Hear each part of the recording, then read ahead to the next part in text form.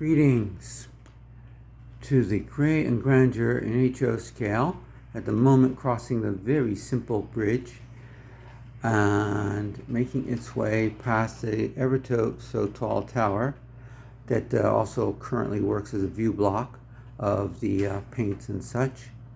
And around here, it has just crossed the Black Bridge, and it is now around the catch-all corner and finally past the Grandeur yard, taking its time. And just beyond, you can see my anti-gravity device, also known as a fence. It will prevent the train from taking the high dive. Finally, we have Power Mountain with the power supply behind it, out of view of the standard visitor viewing area. And it's really slowing down on this little corner here, so I will have to reach out and give it a little go. And I'll probably have to clean that track.